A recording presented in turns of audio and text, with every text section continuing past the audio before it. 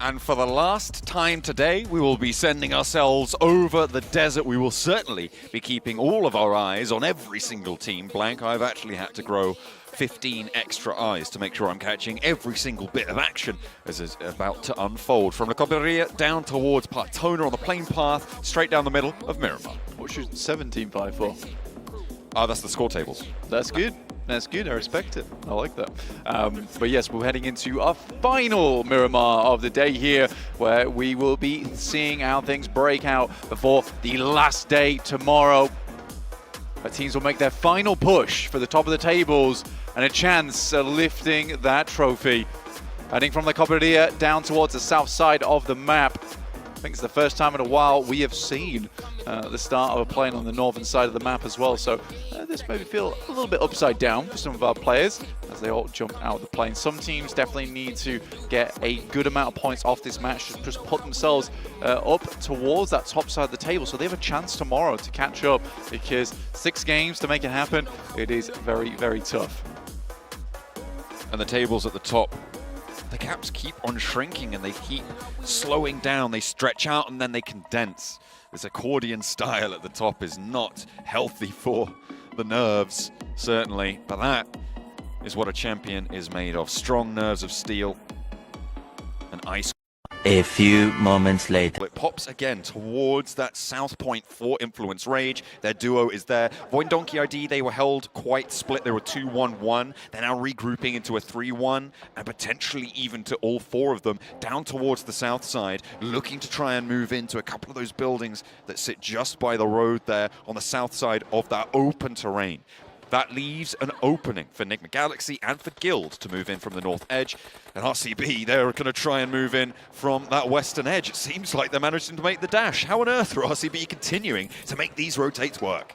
It's a wild dash from RCB, and there needs to be a little bit of a clap back over here to Falcons. Team Spirit also in a similar area. They followed up on that rotation. It's a smart move, but the Falcons and RCB being here does leave it to be a bit of a worrisome spot for Team Spirit. They'll have to deal with a lot of teams on the south side. Good shot from East will take down Loxy. Unable to regroup with the rest of the team, and even more shots are piling in over towards RCB, and that run might be cut short early. 96 points earned so far on the tournament. The reses can come through. One of them is set out on the off angle though, and unlikely that you get Loxy back. Icy gonna roll on in. They know that RCB are hurting, but there's still guns in their hands and there's still life left in them yet. Icy draws slow and short on this approach. Doesn't want to go for the full crash. The rest of the team though, certainly not gonna wait around. They're gonna step on in, but Silas is there to handle business, and it is a devastating blow struck to the approach. East goes down next, but he's still going. The old dog has some new tricks. Oh, this can't be happening to Falcons. Icy trying to finish it off, but Silas, a one-man army in of his own right, and one-handed will toss the grenade over the top there to take down another. Falcons suffering at the hands of RCB. And with 3 elims earned, they're up to 98 points now, looking to break into triple digits. It's not looking likely they can get too much further in this one, so they just want these cheeky trades to come on through. Loxy is out on the off angle there and knocked, which means it is just up to Silas. A dash out that wide, I don't think it's possible. Silas needs to heal. He needs to heal now, but there's a lot of crates around him. However, the sightlines not in his favor. It's unlikely that Enigma Galaxy full-on crash down to this location, but they can just keep taking shots down, and it is so difficult for Silas to go anywhere here. Yeah, he's trapped, but still, what a hold from him. Literally put the cork stopper in that one, and Falcons were not getting away with it. I respect the push from the Falcons, but again, you do not expect a play like that to suddenly just whip out those kind of tactics. In the meantime, Void Donkey ID staying quiet over towards that north side. Good spot to be in as well, but waiting for this next circle to pop, and now Void Donkey ID suddenly have the center. Out on the open ground to their north, it's really difficult to approach from that side. A lot of teams, like, well, for instance, Enigma Galaxy really is a major force that controls that open ground. You cannot be moving around there. Guild will take shots out in the open. So Void Donkey ID, if they can hold their south flank, very likely that they can just keep everyone at bay for at least 2 more circles here, Blank. a survival game for them, and I would love to see more points earned for that position as well. But we'll have to wait and see when they opt to get a little bit more aggressive with it, when they start to take those peaks. Already into stage 4, 15 minutes, 44 players, so a lot went down quite early in the game. 3 whole teams and plenty of knocks here and there over towards our other squads. 4MV looking to hold out Tong Jiabao, the last duo for that squad. Moving overhead. 4MV know this is happening. They've got Doc in position. Longs, though, not available to strike at just yet. Opens himself up now to a spray down. Rolls up to the Longhouse. This should be all done and dusted for Longs, but they're not taking the shots. They're allowing him to go through. They know that Flower's up top. And what's just happened there? Why on earth did they let Longs go through like that? Either way, Silas does finally go down, and it is 98 points only. The Vicious on a crash. This is towards Voindonkey ID. This is the central location. 2 of their players fall immediately. Voindonkey ID are suffering. They have 2 players up. They take in a second knock. It's only the 1 player now at the top of the stairs, and he can't quite hold on to it. The Vicious are down to 2, and Guild can come through now, but they're holding. They're playing further back. They're happy with the position that they hold. However, DRX are across the way. Can they try and sneak this one in? I mean, DRX, it would be a great opportunity to take central position. I mean, for the Vicious, they were not looking too hot there.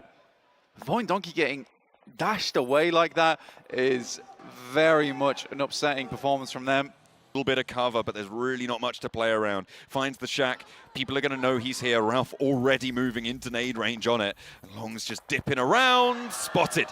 And it's SnowX to take down Longs. Enigma Galaxy from Hacienda del Patron will find themselves a good knockoff there. And honestly, for Narvalo, strong position to take. The rest of Enigma Galaxy looking to get themselves set up on that northwest side. Only 10 teams at the moment remaining, which is a surprising number for stage 4. Which means it's likely to be stage 5, stage 6, where we'll start to see more of the action. More likely to be stage 6, honestly, because most teams do have pretty defensive locations. Thunder Talks down towards that south side, though, looking to move on forward. Trying to navigate their way up to the compound on that junction of pathways for Influence Rage. But it's just so difficult. Do you sweep out instead? Are you just trying to move forward slowly? It seems like they'll try and work the ground beneath them as 4MV sit in the dip between them and Team Spirit across the way, who, like you were saying before, have such great opportunity to hold out all these teams to the west. Although Enigma Galaxy now have this position further up to the north on the foothills of Hacienda del Patron to try and play away from that house. And you can see everybody now looking out the way of 4MV. They're in this ditch, they're in this divot that has every sightline looking their way. I don't think the 4MV get out of this one, unfortunately, and they may just be drawn to a close on their day here. Yeah, it's a ridiculously hard push for 4MV. It's so open. There is some divots to play around. Shot from Matic, though. From across the map, almost. Very, very good pickup. Hwai gets sent back, and they can no longer really afford to pick that one out. And there are elims been stolen away by Team Spirit onto 4MV. Good stuff, great opportunity. You'll pick up on that. They were able to get, I think, one of those knocks on the approach, so taking one of those points away from Thunder Talk. A dastardly plot, but it's seen to the end. And now just Apex remains for 4MV. He's not in the zone. He's alone in a shack. Thunder Talk are going to allow him to play on from there, but they're regrouping towards Xing. And they've actually made decent headway towards Influence Rage's position here, and potentially going to be able to angle up for a crash on towards the south side of this compound. It's dangerous. You've got Incilio across the way. You've got DRX as well as Team Spirit, who can all look to take shots at this location. But for Thunder Talk, it feels like it may be their only option, other than just going for a wild rotate into the middle, which, to be honest, at the moment, I wouldn't say is completely out of the question. There's a lot of this position on the north side that really isn't taken up, and it's for fear of moving through the field. Honestly, that's going to be the most difficult part of things. Guild over towards that eastern edge, and D+ on the north. I think D+ is a bit of a dark horse in this game, honestly. They have a lot of oversight of what goes on the south side and a lot of those rotations into the broken buildings, but they're going to make the move first and head further down towards the south. Influence Rage looking to hold out the push from ThunderTalk. They found a pick off towards the back line that is still knocked, but getting regrouped in. They've picked that up, so they're playing as 4. This approach on the south edge, Influence Rage haven't been able to stop it in its tracks, only slow it down, delay the inevitable. But what they have allowed themselves to do is, because of that delay, force other teams around them to think about moving as well. So potentially create some chaos that means that ThunderTalk's approach is going to be a little bit harder. You hold them out, you wait for other teams to look to rotate, and if they're going at the same time, that makes it so much more dangerous to make that approach. Damn. That would be useful to have in the back pocket. That's for certain. But it's right in the middle of no man's land. Not sure anyone's going to go for that until the end game, at least. The next circle shift in. I think it's likely to cut out both Narvalo, Enigma Galaxy, and Team Spirit, which it exactly does. Apex is now in a really rough spot. But what a nade from Ralph to open things up over towards Team Spirit. There needs to be immediate refrag on this one, but with Matic already taking a little bit more damage, very much doubtful that he stays up in this one, and he does not. Team Spirit straight back down to 3. But this is the thing, Enigma Galaxy, they still have SnowX up on the north side. He's more worried about their open path towards the middle of this circle. So Enigma Galaxy, they are playing 3v3 on this south edge, and the question in my mind is, when do they retreat? When do they rotate in? Because I think they're angling up for a crash towards the north side of this open ground. It's a difficult approach. They've taken down one of Team Spirit, and I feel like they're folding back in. They're getting ready to go, trying to hold Team Spirit out for as long as possible. Delay, delay, delay. And ThunderTalk will try and push their way on in the meantime as well from the south edge. And that's what I was talking about with Influence Rage, forcing them to slow down on that south side. Moving at the same time as everyone else is always more dangerous. I don't know how Apex is making this happen. These are some crazy runs he's going for. No way. Back down again. Hits the deck. One more. It's a face full of sand, but at least he's alive. Go on. One last dash. Over the road you go. Doesn't have a vehicle. Not too much to play around with. ThunderTalk going to get pushed off this angle, but not before Apex is forced out. The smoke is there. He dips back into the blue. This feels like a point denial here for Apex. Unless he's going to try and dash it really late. Steps out wide. Tries to go for the spray down, but the play zone claims him. And 4MV will end their day here. Second place. And they're able to hold on with a chance towards the top of the tables. But we turn our attention to Influence Rage, still holding out the ThunderTalk team, as the nades over the top land on the money. 3 players still up and in action. This is resable, but not for long. The nades continue to bombard them, and it will not be res now. That is flushed away. The south side rotate. Team Spirit are looking to poke their noses in, get involved, but DRX say no thank you. They turn them away, and Kitsune is flushed. Leaving it just Nomi and Effect. The last 2 players there for Team Spirit. Good shot over towards Hyunbin, start things off. Effect under the barrage of loads of grenades going in his direction, but it's a 2v2 now. Oh, Enigma Galaxy. They're flexing out as well, and I think Effect is done for. Team Spirit, they were looking for a good result. They get up to 70 points today, but they fall here. I think they may have had a placement on top of that as well, but not really the result they were looking for. They are still, however, definitely in with a chance moving into tomorrow. On the south side, this road crossing is the next barrier for ThunderTalk and for Influence Rage and for Incilio, who have had their heads down for a long time, but now's the time they need to stand tall. Yeah, Incilio have been extremely quiet this game, but still in 7th place in a strong position at 75 points, though the team I'm most curious about is D plus Kia. 6th place right now at 74 points, but massive potential for them to go home after this day at a top 3, potentially, with that position they're currently holding. All depends on the next circle. And there it is. Wow. This is now D plus's game. ThunderTalk trying to approach Influence Rage, but Enigma Galaxy see all of this unfolding. They're all too willing to take shots down south. With 6 elims found, ThunderTalk are flagging on their approach towards Influence Rage. You only have 1 player to stand. King puts them back together piece by piece, but not going to be easy. Guild are making their approach, and this is the second time we've seen them getting into a late game now, Blank. Up to stage 7, they have 4 elims, but the ground ahead of them, treacherous. The open approach towards D plus Kia, very, very, very contested. Yeah, for Guild, honestly, well played. More nades heading over towards Thundertalks. Life's getting difficult, but a lifeline thrown. Guardian Angel from along the way. It's Nigma Galaxy. They're helping out the Thundertalks. But they steal away an elimination in the process. Nigma Galaxy unsure whether they should have helped them at this point. AJ, a sliver of HP, Influence Rage with just Lil Boy. He steps out for the trade, but it's Incilio to shut it all down, and Influence Rage are certainly going to be next. In the meantime, they've moved Fache over the other side of the road for Incilio, which gives them a little bit of a foothold. You can see that ridgeline he's playing up against is basically impenetrable from the south edge towards Influence Rage. But Guild, they're on the roll-up, and D plus Kia may have it snatched all away from the bottom of the tables. They are causing trouble. 2 players down for D plus Kia, and Exo still in with a chance, but at D plus Kia keeping it under control, no one else rolling up, and I think they may have just been able to hold on. Nigma Galaxy flying in over towards that western side. They hear the gunshots, they hear the fire. And Nigma Galaxy want to take advantage here. They've had such a strong hold over towards that western side. There's 2 players still down for D plus. Smokes go through. Dangerous crossing there for one of D plus's players. Nolbu will finish off Exo. This is a good time to reset.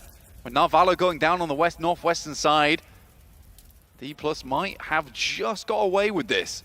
That was the most important part of that as well. Narvalo getting taken out by Exo, not flushed but knocked, means that Nigma Galaxy cannot put enough pressure on D plus Kia to stop them from fully resetting here. All 4 of their players are now alive in the buildings on the north side of the circle. The Vicious on the south are playing as 2, but they have 1 up, 1 down on this building. DRX going to really struggle to leave these silos, and I think the Incilio are going to make that all the harder for them. The smoke's covering Incilio's position, spotted by D plus Kia. This looks like a 1-2-3 for Nigma Galaxy, D plus Kia, and the Vicious. You look at Incilio, I mean, honestly, so very well played from them throughout the entirety of this PMGC. There has just been many different awkward scenarios that they've had to play, but each time they've taken it in their stride and walked on forward. In this case, driving forward over towards the building. Good initial nade there from the Vicious. We'll find 3TN. Fache goes extremely low, another on top of it, and that will be Incilio out. The Vicious now alongside with 3 other teams, and the solo coming through from DRX. The south side swept aside, can't cross the road. They look both ways, and no matter where you turn, it's a bullet sent your way. Nigma Galaxy couldn't cross the open ground either, and the Vicious are racking up these points blank. They managed to get up to 7 elims with this duo on the inside. It's Nigma Galaxy with 1. Just Snowix remains. He's got a little bit of cover to play around with, but it's just a shack. It's plenty flimsy. D plus Kia, they've taken a knock, but that's resable. Certainly going to be an opportunity there. The Vicious, they're in this next circle, and Snowix is going to be playing with his back to it. It's not going to be too much further, I think, for Nigma Galaxy, but still a great way to close down their day as well with the eliminations they've already found. I mean, for Nigma Galaxy, they're not doing badly at all on the leaderboards. They're actually doing fairly well for EME8. We're in Zone 9 now. The Vicious and Nigma Galaxy both in rough positions. Most likely a denial here for Nigma Galaxy. Makes sense to me. Don't want to give any more points across to any other team. And it'll be Vicious versus D+, who equally, for South Korea, this would be a fantastic amount of points going through to them. With DRX getting a top 4 as well. It's a little bit of a regional strikeout towards the last match of day 2 here in London. For every game, really, today, DRX and D+ have been involved. Big opener. For the Vicious, a 2v4 turned into a 2v3 now, but the information immediately sent back by Fabian. The nades over the top, looking good. Fabian now flushed away. Low HP on the crest of the ridgeline, but Nolbu steps into the breach. And once more, it's D plus Kia. They will find the chicken dinner to close down the day, and they put themselves again in the limelight to find what they're looking for. A brilliant result for South Korea to end day 2.